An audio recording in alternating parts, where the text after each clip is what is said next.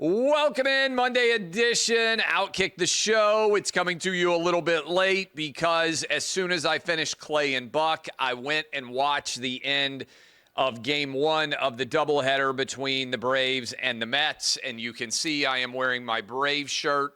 Braves look to be in good shape. I thought, hey, it's 3-0. All we need is 6 outs. I'll watch the 6 outs. I'll know the Braves have clinched the playoff. I'll be back on shortly. Game ended up dragging on for an hour. Braves gave up 6 runs, came back to score 4, had a 7-6 lead going into the 9th inning, and then gave up a 2-run home run to Lindor. Mets are in the playoffs. I hope by the time many of you watch or listen to this, the Braves will be in the playoffs, but I'm going to have to watch that game tonight while I'm watching Monday Night Football. Let me say this. I know that a lot of you have been incredibly and unfortunately impacted in Georgia, North Carolina, Tennessee, Virginia, South Carolina, all of that Appalachian region. A huge portion of OutKick readership is connected to all those states, OutKick viewership.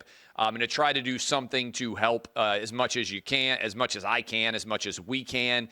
We talked about it a lot on Clay and Buck. We took calls. I appreciate everybody who is telling us about the awful situation there, and we're going to try to do as much as we can to help out everybody who's dealing with the aftermaths of Hurricane Helene before all is said and done.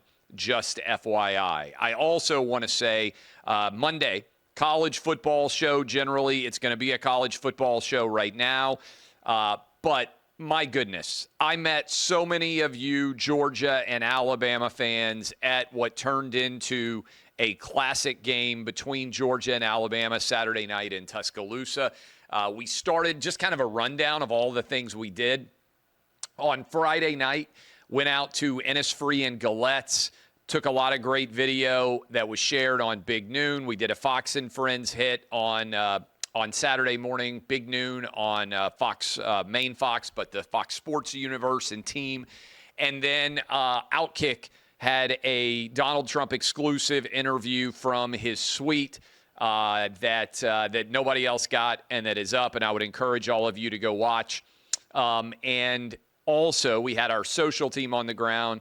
In particular, Katie McDuffie doing hat choices where, as if they were recruits, college kids were picking either Trump or Kamala as the candidate that they would support.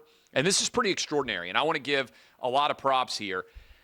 OutKick on Saturday alone had videos that were viewed tens of millions of times. Our interview with Trump, the hat videos, all of the other different videos. It's amazing. They went viral. They were being shared from so many different additional accounts. I'm not sure that we have ever had a day where more of our OutKick videos have been viewed than we did over this past weekend. And in meeting a lot of you out there who listen to Clay and Buck, who read OutKick, who consume OutKick-related content. I mentioned this last week.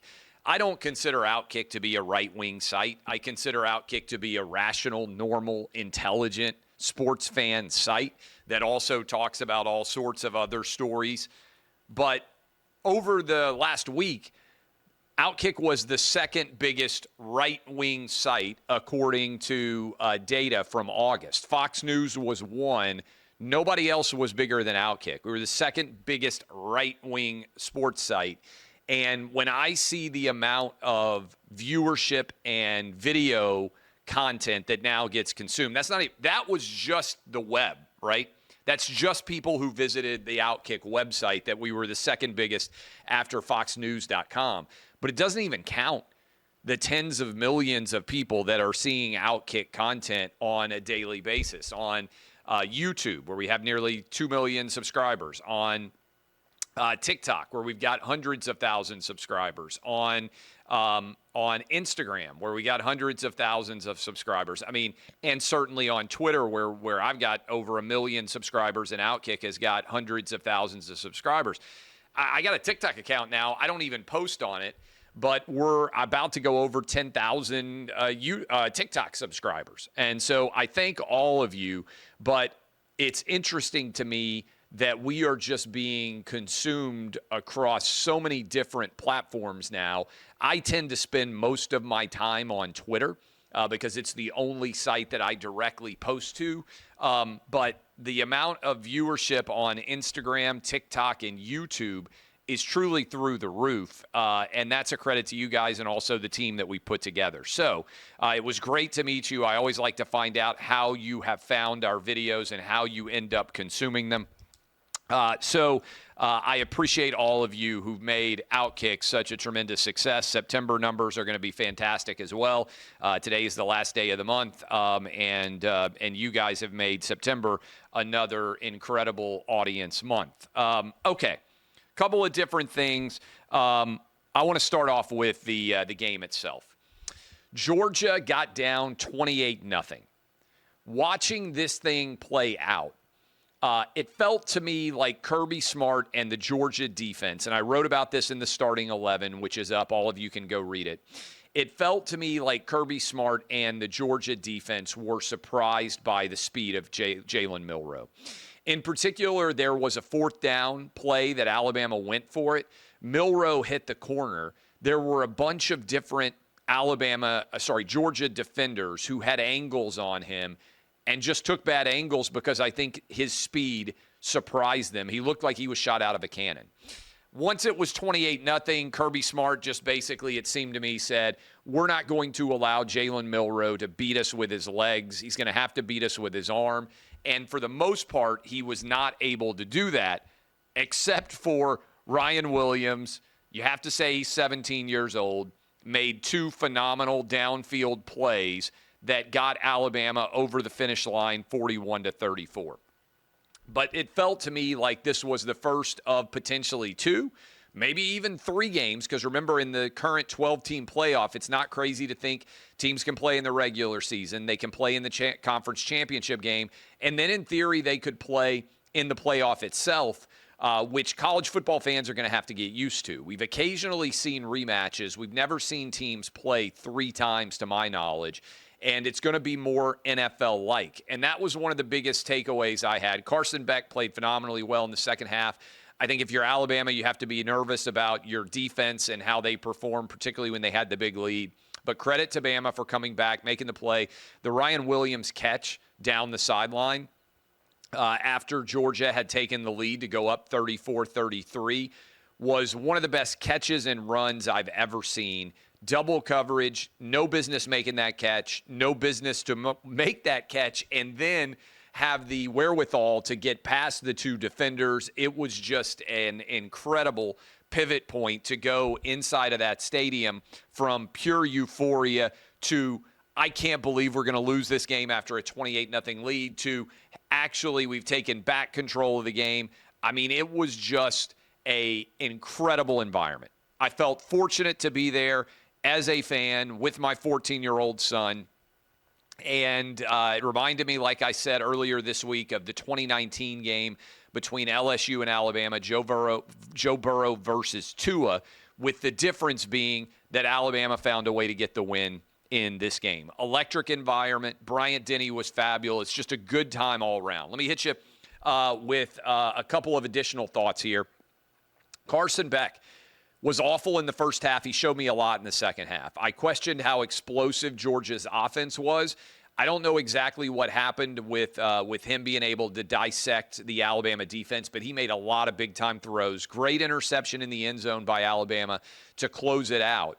But Carson Beck showed me a lot, and that entire game was of an epic magnitude. Jalen Milroe, to me, after 5 weeks, would be your Heisman Trophy winner. And I still expect that both Georgia and Alabama will be in the playoff. Okay, let me take a moment here to talk about the Trump interview and kind of give you a behind-the-scenes look at how that all went down. We were scheduled to interview Trump before the game. So because he was coming out of Wisconsin, Trump ended up being late. We went up into the suite. They said, hey, actually, we're going to do it at halftime. So we left. Kid Rock's there, John Daly's there, Senator Katie Britt, Senator Tommy Tuberville, Steve Deese, Senator from Montana, among others, are in that box. Colby Covington, the UFC fighter, talked with all those people, had a great time hanging out with them. Marjorie Taylor Greene. Tuberville, not surprisingly, because he's a coach, fired up about everything going on in college football. I always have an awesome time talking with him. He is one of the 2 senators from Alabama, in case you're not aware. We go back up at halftime. Herschel Walker is also there. They want everybody gathered around for the interview, and I hope you go and you watch the interview. But I thought Trump was really good, firing on all cylinders. Not a surprise, but it's basically live, right? There's no stopping, starting. We do the interview, gets cut, pops up in the second half. To me, college football fans are going to decide this election. I don't think it was coincidental that Tim Walz went to the Minnesota-Michigan game. Trump went to Georgia, Alabama, was received rapturously by the crowd there. And I think Trump's on his A game. And I believe that Trump is going to beat Kamala Harris. I've been telling you guys that for a while. But I thought his answers to the questions that I asked were apropos. A lot of sports relation, but also in particular what's going on at the border. And we discussed whether Tim Walz has brought back football fans to the Democrat Party. I don't think he has. And I believe you're going to see many men, white, black, Asian, Hispanic, breaking towards Trump. I think a lot of married women are still going to vote for him. And I watched the interview that Kamala Harris did with the All the Smoke podcast. That is Steven Jackson and Matt Barnes' podcast. And I shared one of the clips of Kamala asking a question they asked about the overall economic situation, and it was pure disaster for her. She cannot answer questions, and that answer has now gone mega viral. And I would just submit to you that if you're afraid of your candidate asking questions, whether it's from Clay Travis, who started off in sports, or Matt Barnes and Steven Jackson, who are former NBA players, that is not a sign of strength of the candidate. And I think Trump is going to pull away. I think the data is starting to reflect that. Ultimately, I think it's going to be fans of college football and the NFL in Georgia, in North Carolina, in Arizona, Nevada, Wisconsin, Michigan, and Pennsylvania, the 7 battleground states. Trump needs one of the Big Ten states. I actually think he's going to end up winning all 3. I really do, because I think what they're going to find is that Joe Biden had some support from middle class, high school graduates who work with their hands, blue collar guys. I don't think Kamala's getting their vote. And I think they're starting to panic a little bit. I think her choice of Tim Walz was a poor one. I will be live tomorrow with Pete Hegseth, Tommy Lahren, and Morgan Ortagus on Fox Nation. We're doing a pre and post vice presidential debate show here in the Nashville area. And Tommy and Pete and Morgan all live here along with me. So we're going to do a reaction show to that here based in Nashville on Fox Nation tomorrow. You can watch that. I'm sure it'll be clipped and shared and discussed quite a lot. But I think ultimately college football fans are going to decide this election.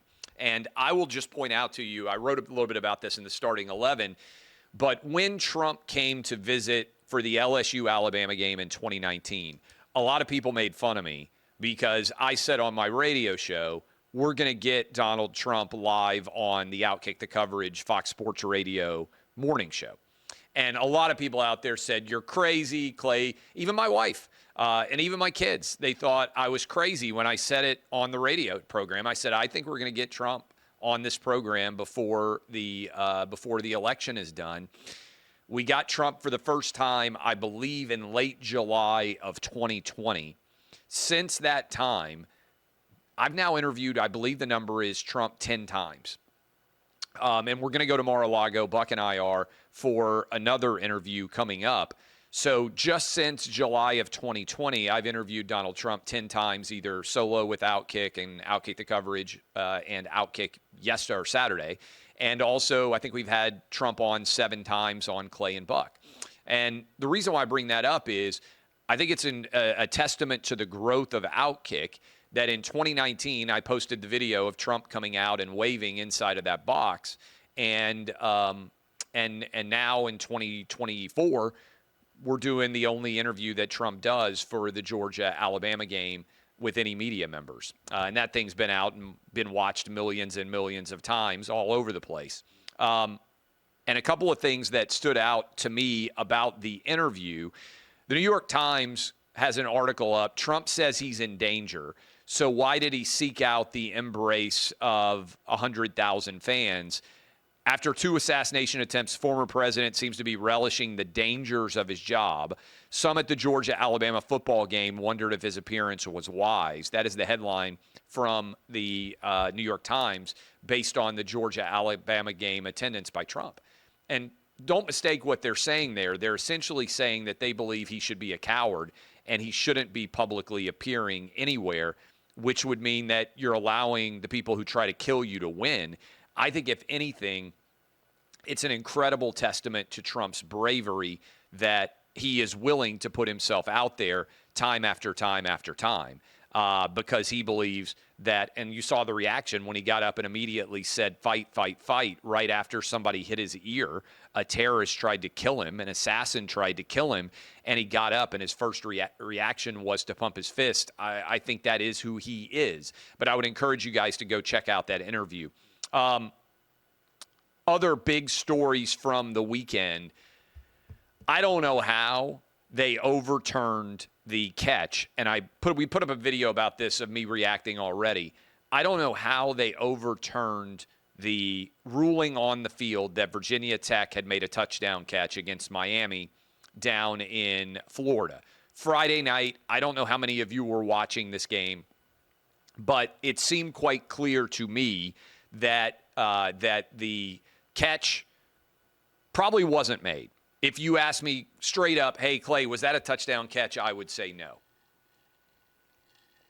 That is, I think it's more likely than not that the catch wasn't made.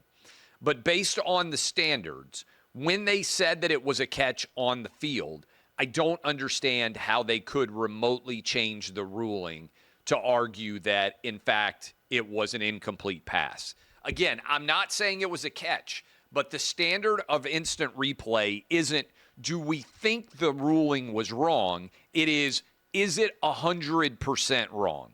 And you could not tell with 100% certainty that that ruling was wrong, which to me means that it should have stood and there should not have been some sort of challenge associated with that that would have changed the overall outcome. Now, so I don't understand. I think Virginia Tech got hosed, and this forces you to ask the question, how much of this has to do with the benefit to the ACC of a 5-0 Miami versus a 4-1 Miami and a 3-2 Virginia Tech?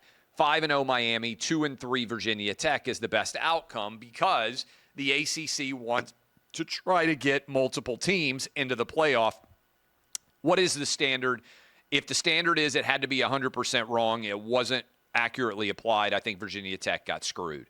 Look, Kentucky upset Ole Miss on the road. Congratulations to Mark Stoops. After punting on 4th and 8 from near midfield, Mark Stoops went for it on 4th and 8, hit a big pass to Barryon Brown, led to a touchdown. A lot of good breaks for Kentucky. Ball got popped in the air. Tight end catches it, scores. And look, congratulations to Kentucky. They have a pretty solid defense, I think. But the big takeaway to me is Ole Miss was expected to be a playoff team. Now the next several games are not easy. You've got to go to South Carolina and to LSU. Okay, that's not easy. And then you got Oklahoma, at Arkansas, and Georgia. Now, can Ole Miss go 4-1 in those? Final two, by the way, at Florida, Mississippi State, not as challenging. Can Ole Miss go 4-1 in those games, get to 10-2? Yes. Do I think they will based on the way they played against Kentucky? No.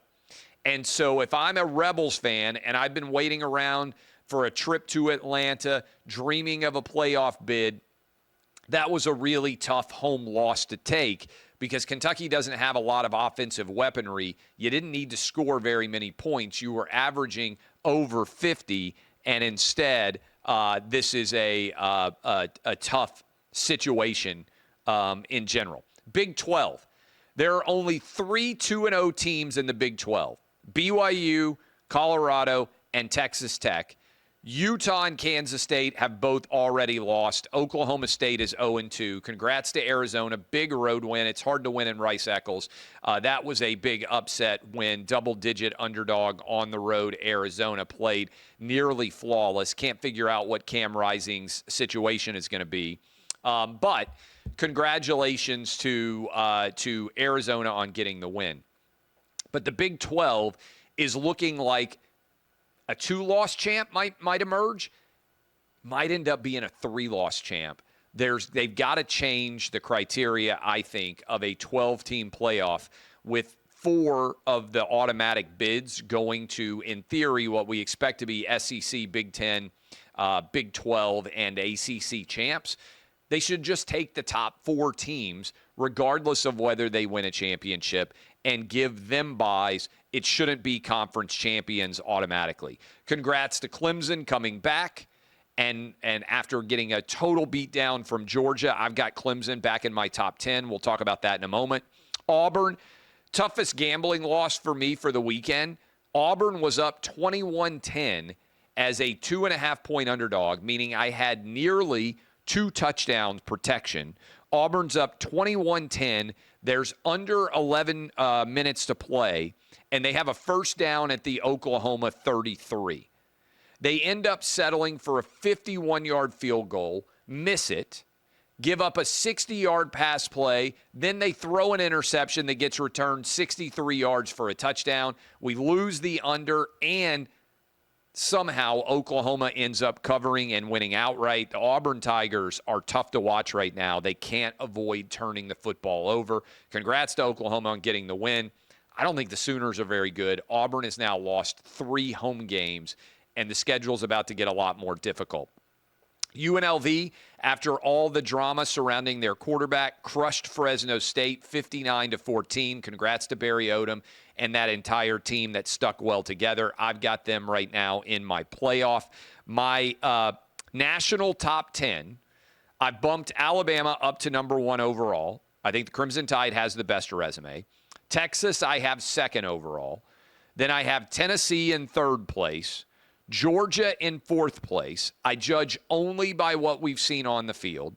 Ohio State at 5th. Penn State, who got a nice win over undefeated Illinois team to run their record, Penn State, I believe, to 4-0. Oregon, I've got at 7th. Decent win over UCLA. Miami at 8. I don't think Miami actually won that game against Virginia Tech, and they looked wobbly even if they did win, even if you agree with the final call. Missouri at 9, and Clemson I have moving back into the top 10. Now, we do the OutKick Playoff 12 every week. You can go see how we seed it. This is my prediction based on how the season has gone so far. I've got Alabama number 1 overall, who I expect to be the SEC champion. I've got Ohio State number 2 overall, who I expect to be the Big Ten champion based on what we've seen. Miami 3 as the ACC champion, although I was close to putting Clemson in there. I've got BYU right now as the Big 12 champ. You could also be arguing, hey, Clay, why aren't you projecting Iowa State? I think you would have to put those 2 teams as the best in the Big 12 so far. Then I've got Texas at 5. That means Texas would host a home playoff game. Tennessee at 6. Tennessee would host a home playoff game. Georgia at 7. And Penn State at 8. So in the first round of the playoff, I would have Texas, Tennessee, Georgia, and Penn State hosting home playoff games. 9, I have Oregon. 10, I have Missouri. 11, I have Clemson. 12, I have UNLV. So if the season were ending today, Texas would host UNLV. Tennessee would host Clemson. Georgia would host Missouri. And Penn State would host Oregon. That is my playoff after 5 weeks of the college football season. Now, we have got my overall SEC power rankings 1 to 16. I've got Alabama 1st, Texas 2nd, Tennessee 3rd, Georgia 4th, Missouri 5th. No real surprises there. Those are also the 5 SEC playoff teams I have in. Then I've got LSU 6th. There's only 5 undefeated SEC teams left. Then I've got LSU 6, Texas A&M 7, Oklahoma 8, South Carolina 9, Ole Miss 10. Those are all of the one-loss teams. And then I have Kentucky as the top two-loss team, Arkansas 12, Vanderbilt 13, Auburn 14, Florida 15, and Mississippi State 16. I want to give a special shout-out to East Tennessee State University. They were stranded in the flood. They spent the night on the bus. They were scheduled to play Citadel. The game was backed up a bit, and they managed to go on the road and get the win, cover, and dominate against Citadel despite being stuck on buses in the flood and forced to spend the night in a parking lot during their trip down to try to go play against Citadel. So congrats to East Tennessee State University. I want to say again, thanks to everybody involved in OutKick's coverage at the Georgia-Alabama game.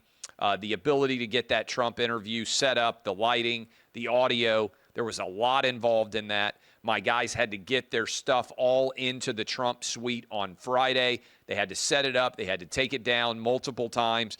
Obviously, Secret Service very closely monitoring everything. In fact, they completely altered the makeup of the suite, took away some of the seats because they needed to put in bulletproof glass because they were so concerned about there potentially being another attempt to assassinate Trump. So in the suite, the entire thing was covered in bulletproof glass in front of the president. He wasn't able to go out like he was in 2019 in an open-air stadium. Congrats to our team for coming up with the hat ceremonies, Kamala versus Trump. Those things have gone mega viral. They are everywhere on the internet. Like I said, content that OutKick produced on Saturday in Tuscaloosa ended up having tens of millions of views all over social media. In fact, I was going to look up just to see because we shared it in the starting 11, and I was looking at it as I just went through. One of those hat videos, which was grabbed and shared all over the place, but I'm looking for the original version that OutKick shared, went everywhere on a level that few videos ever do. It was pretty remarkable, and I'm kind of blown away by how many people ended up, even just on the OutKick share, over 1.5 million people watched that video.